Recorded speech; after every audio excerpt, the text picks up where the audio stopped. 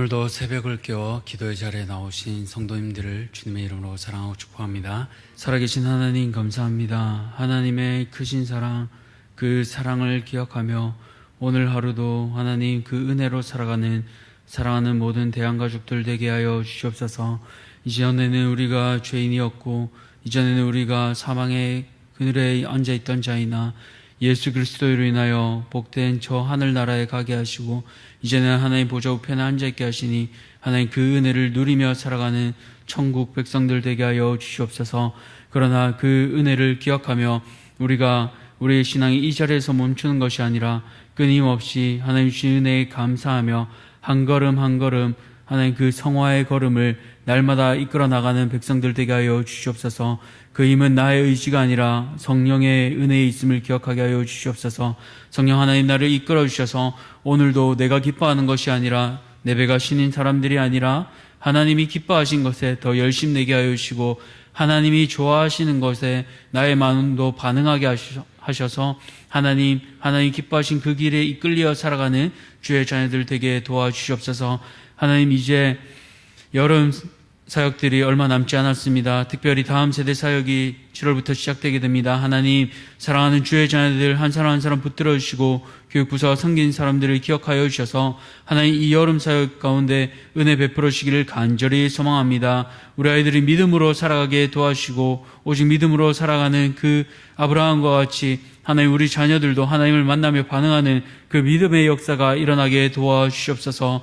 또 그 일을 위하여 우리 직분자들이 먼저 섬김의 본이 되어야 합니다. 하나님 또 제자훈련이 준비되는 가운데 있사오니 우리 어른들이 먼저 준비되게 하시고 직분자들이 중직자들이 먼저 섬김을 통하여 먼저 훈련함을 통하여 하나님 제자훈련이 문화가 되는 복된 대한교회 되게 도와주시옵소서.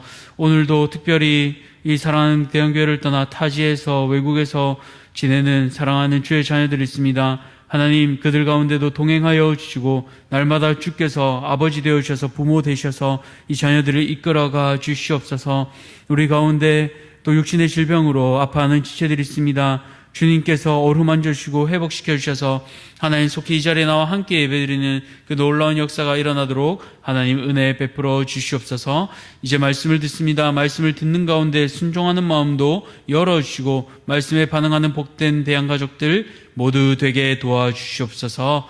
감사드리며 살아계신 우리 구주 예수 그리스도 이름으로 기도드렸습니다. 아멘.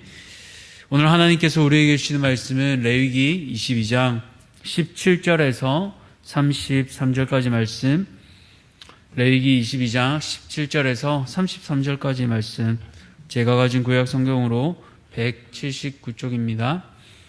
구약 성경 레위기 22장 17절에서 33절까지 말씀 다 찾으셨으면 함께 교독하겠습니다. 여호와께서 모세에게 말씀하여 이르시되 아론과 그의 아들들과 이스라엘 온 족속에게 말하여 이르라. 이스라엘 작손이나 그 중에 거류하는 자가 서원 제물이나 자원 제물로 번제로 더불어 여호와께 예물로 드리려거든 기쁘게 받으심이 되도록 소나 양이나 염소의 흠 없는 수컷으로 드릴지니 흠 있는 것은 무엇이나 너희가 드리지 말 것은 그것이 기쁘게 받으심이 되지 못할 것임이니라. 만일 누구든지 서원한 것을 갚으려 하든지 자의로 예물을 드리려 하여 소나 양으로 화목제물을 여호와께 드리는 자는 기쁘게 받으심이 되도록 아무 흠이 없는 온전한 것으로 할지니 너희는 눈먼 것이나 상한 것이나 지체의 배임을 당한 것이나 종기 있는 것이나 습진 있는 것이나 비루 먹은 것을 여호와께 드리지 말며 이런 것들은 제단 위에 화제물로 여호와께 드리지 말라. 소나 양의 지체가 더하거나 덜하거나 한 것은 너희가 자원 제물로는 쓰려니와 서원 제물로 드리면 기쁘게 받으심이 되지 못하리라.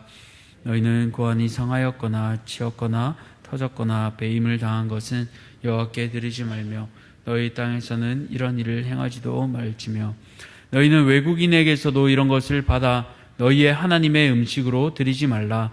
이는 결점이 있고 흠이 있는 것인즉 너희를 위하여 기쁘게 받으심이 되지 못할 것임이니라. 여호와께서 모세에게 말씀하여 이르시되 수소나 양이나 염소가 나거든 이랫동안 그것의 어미와 같이 있게 하라. 8째 날 이후로는 여호와께 화제로 예물을 드리면 기쁘게 받으심이 되리라. 암소나 암양을 막론하고 오며 새끼를 같은 날에 잡지 말지니라. 너희가 여호와께 감사제물을 드리려거든 너희가 기쁘게 받으심이 되도록 드릴지며 그 제물은 그날에 먹고 그 이튿날까지 두지 말라. 나는 여호와이니라. 너희는 내 계명을 지키며 행하라. 나는 여호와이니라. 너희는 내 성호를 속되게 하지 말라.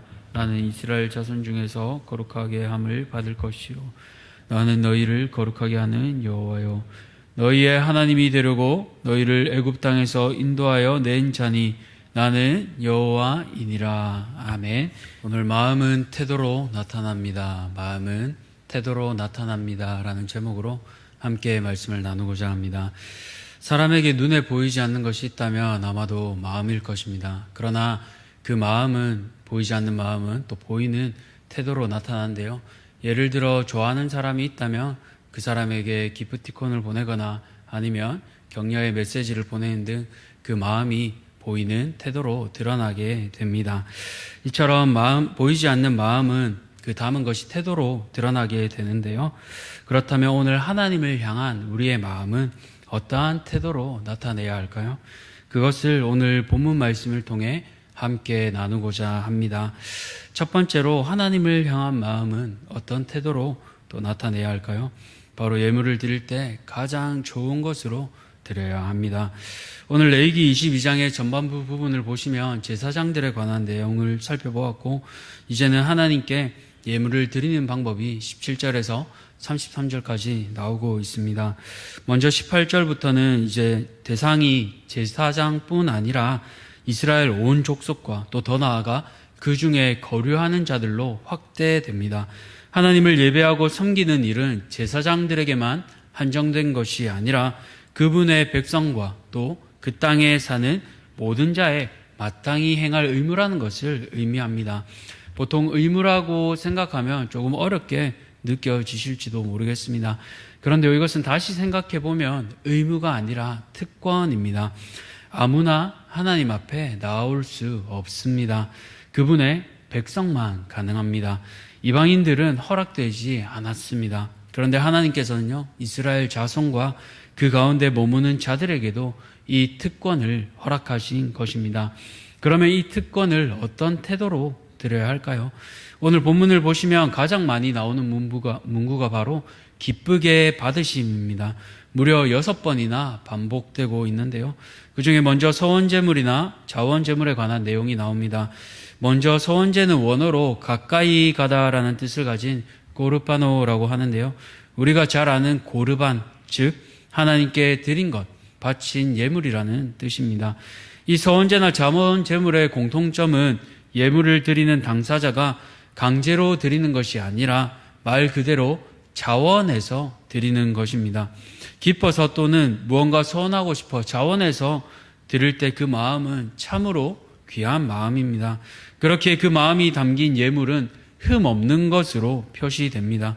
왜 흠 없는 것으로 드려야 할까요? 한편으로 예물은 나를 대신해서 드리는 것이기 때문입니다. 다시 말해 하나님께서 나 자신을 받으시는 것이기 때문입니다. 거룩하신 하나님께 나를 드릴 때 어떤 상태로 나를 드려야 하겠습니까?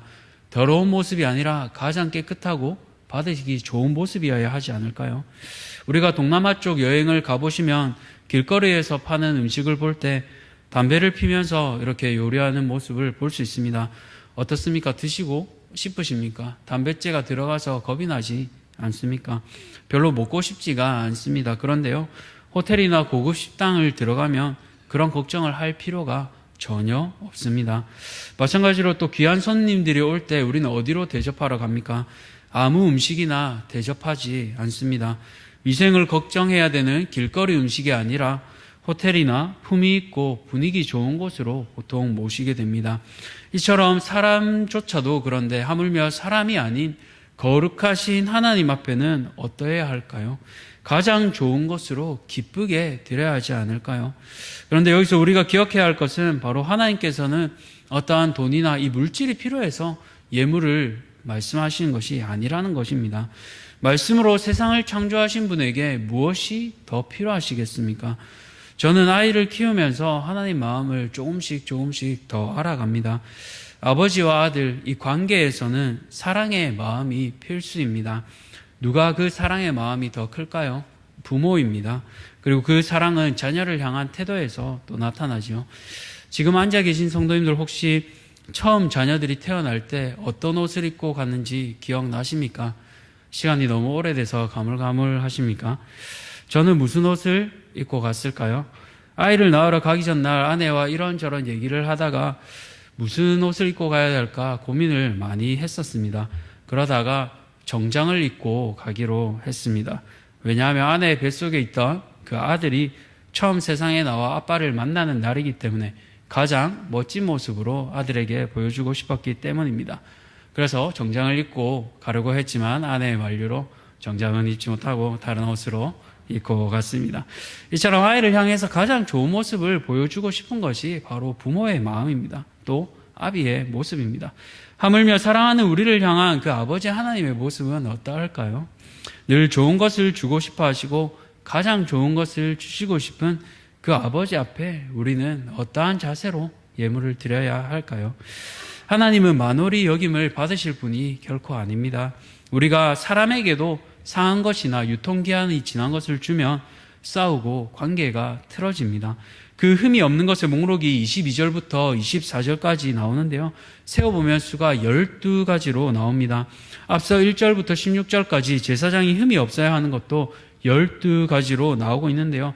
이 12가지는 우리가 아는 것처럼 완전수입니다. 완전하다라는 의미입니다.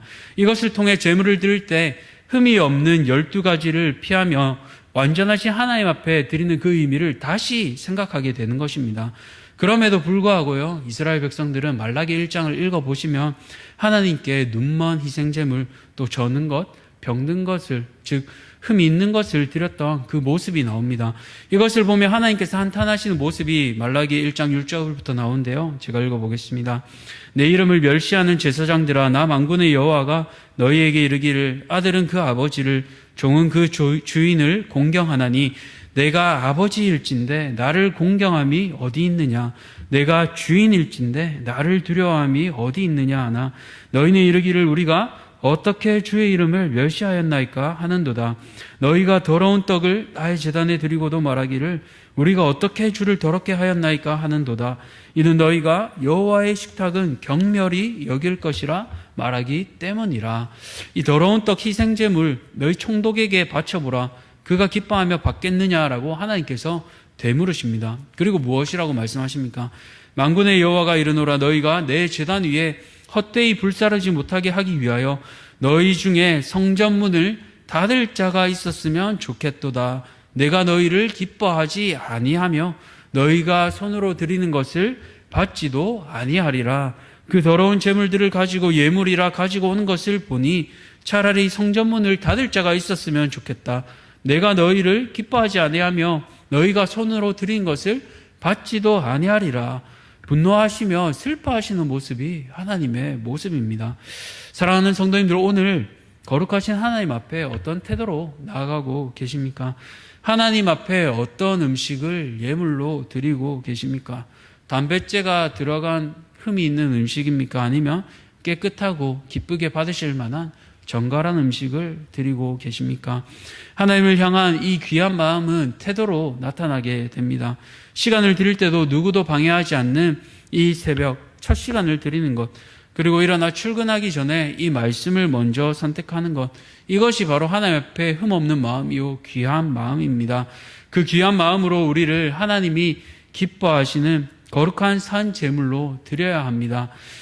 그리고 그 중심이 계속해서 행동으로 나타나게 되는데요. 우리는 혹여나 말라기에 나오는 이 백성들처럼 더러운 떡이나 흠이 있는 것을 하나님 앞에 드리며 해치우듯 예배 드리고 있지는 않습니까? 언제 예배가 끝나는가 출석 체크 정도로 여기고 있다면 하나님께서는 코로나 때처럼 이 성전문을 또 닫으시고 싶으실 것입니다. 오늘 사랑하는 하나님을 사랑하는 그 마음을 흠없는 것으로, 귀한 것으로, 또 구별된 시간과 구별된 물질로 드리시기 바랍니다. 액수가 아닙니다. 양이 아닙니다. 양이 아닌 질입니다. 하나님 앞에 가장 귀한 것으로 내가 드릴 수 있는 것을 정성을 다해 하나님 앞에 올려드리는 귀한 성도님들 되시기를 축복합니다. 두 번째로 하나님을 향한 마음은 또 어떤 태도로 나타내야 할까요? 바로 그 마음이 이웃을 향한 자비와 사랑으로 나타나야 합니다. 앞서 하나님을 향한 제물을 흠없는 태도, 다시 말해 정성으로 드리는 것을 보았습니다. 그리고 이제 그 마음은 이웃을 향해 흘러가야 합니다. 오늘 본문 27절에서 28절을 보시면 비록 드려질 제물이라 하더라도 어미와 새끼를 함께 잡지 않는 모습을 보게 됩니다. 최소한 7일 동안은 함께 하도록 배려하는데요. 그래서 제2성전기, 즉 예수님 시대 바리새인들과 서기관들이 있던 때 어미와 새끼라는 법을 제정하기도 했습니다. 어미와 새끼가 우연하게라도 같은 날에 죽는 것을 방지하기 위해 이 어미와 새끼를 팔 때는 이웃에게 반드시 그 날짜를 알려주기로 했습니다. 그리고 어미와 새끼를 함께 죽이면 태형 40대, 또 어미와 새끼, 그 새끼와 새끼까지, 즉 3대를 함께 죽이면 태형 80대의 형벌을 처하기도 했다고 합니다. 왜 이런 법을 정했을까요? 바로 중근동에서는 풍년을 기원할 때 당시 염소 새끼를 어미의 젖에 삶았던 그런 기록들도 있습니다. 다시 말해 다른 이방 백성들과는 구별되기 위함입니다. 하나님께서는 위와 같은 기록을 통해 사람뿐 아니라 다른 생명들을 살펴보시는 것을 알 수 있습니다. 비록 예물로 바쳐지는 동물들일지라도 새끼를 어미의 젖에 삶는 잔혹한 행동을 피함으로 하나님의 백성은 세상과 구별됨을 나타나게 하시는 것입니다. 이처럼 생명을 귀하게 여기고 이웃을 살피는 것이 또 29절에서 30절에 나오는데요. 29절과 30절을 보시면 너희가 여호와께 감사 제물을 드리려거든 너희가 기쁘게 받으심이 되도록 드릴지며 그 제물은 그날에 먹고 이튿날까지 두지 말라. 나는 여호와이니라 라고 말씀하고 계십니다. 감사 제물로 드린 것은 화목제입니다. 화목제를 드리고 나서는 다른 사람들과 함께 나누어 먹을 수 있는데요. 그런데 이것을 이튿날까지 두지 말라는 것은 당일에 다 먹으라는 것입니다. 다시 말해 화목제를 드리고 이튿날까지 남기면 다 먹고 주위 사람들이 돌아간 뒤에 남는 양은 나 자신과 나 가족만 먹게 될 것입니다. 그런데 다 남기지 않고 그날에 다 처리하려면 친한 사람뿐만 아니라 평소에 멀리 있던 사람, 더 나아가 멀리 있는 가난한 자들까지 이 음식을 나누라는 그 하나님의 배려가 담겨 있는 것입니다. 이처럼 하나님께서는 이 예배를 통해서 관계가 회복되기를 원하십니다. 하나님과 화목할 뿐 아니라 이웃들에게도 그 사랑이 전해지기를 원하는 것이지요. 그래서 마태복음 5장 23절에서 24절을 보시면 예물을 제단에 드리려다가 거기서 내 형제에게 원망 들을 만한 일이 생각나거든 예물을 제단 앞에 두고 먼저 가서 형제와 화목하고 그 후에 와서 예물을 드리라 라고 말씀하시는 것입니다. 사랑하는 성도님들, 오늘 내가 화목 제물을 함께 나누어 먹어야 할 지체는 누구입니까? 최근 나와 사이가 멀어진 지체는 누구입니까? 누구에게 내가 먼저 손을 내밀어야 할까요? 더 사랑받은 자가 먼저 내밀어야 합니다. 세상 사람들은 술 한잔하며 그 앙금을 다 털어내는데 믿는 성도가 서로를 용납하지 못한다면 그것은 하나님께서 슬퍼하시는 일입니다. 오늘 그러한 지체가 생각나신다면 아모르데이로 가시기 바랍니다. 우리 카페 이름 아모르데이, 하나님의 사랑이라는 아주 귀한 뜻 아닙니까? 그래서 혹시나 돈이 없으시면 저한테 오시기 바랍니다. 제가 사드리겠습니다. 그렇다고 너무 많이 부르시면 곤란합니다. 3명 이상 되시면 담임 목사님께 연락드리시기 바랍니다. 오늘 딱 한 명만 내가 화목제물을 나누어 먹어야 할 지체와 함께 아모르데이에서 하나님의 사랑을 나누어 보시기를 부탁드립니다. 말씀을 맺겠습니다. 하나님을 향한 마음은 태도로 나타나게 됩니다. 오늘 시간과 물질 가장 귀한 것으로 하나님 앞에 드리시기 바랍니다. 또한 하나님께서는 사랑하는 지체들과 이 제물을 나누어 먹으라 말씀하십니다. 평소에 친하지 않거나 혹시나 관계가 서먹해지셨다면 함께 아모르데이에서 커피 한 잔 드시면서 하나님의 사랑의 마음을 나눌 수 있기를 소망합니다. 그러나 결심을 하고 또 이 새벽에 기도를 하겠지만 그것은 결코 내 힘으로 할 수 없습니다.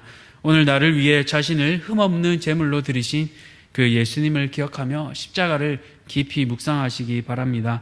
그 가운데 주시는 위로로 위에 계신 하나님을 바라보며 옆으로 이웃사랑을 기억하며 내게 주신 십자가를 기쁨으로 은혜로 지고 가시는 성도님들 되시기를 축복합니다. 이 시간 기도하겠습니다. 살아계신 하나님 감사합니다. 보이지 않는 마음은 태도로 드러납니다.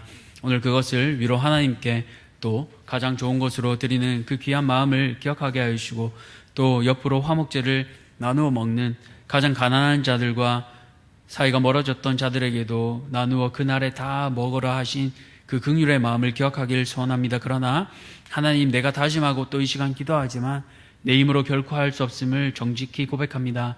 우리 안에 계신 그 성령을 통하여 또 나 자신을 죽이게 하여 주시고, 내 안에 계신 살아계신 성령의 은혜로 다시 한번 나를 살리신 그 하나님의 은혜를 기억하며 예수님의 사랑을 기억하며 이웃과 지체를 향해 사랑의 마음을, 섬기는 마음을 회복하는 복된 대한가족들 모두 되게 도와주시옵소서. 이 모든 것들 감사드리며 살아계신 우리 구주 예수 그리스도 이름으로 기도드렸습니다. 아멘.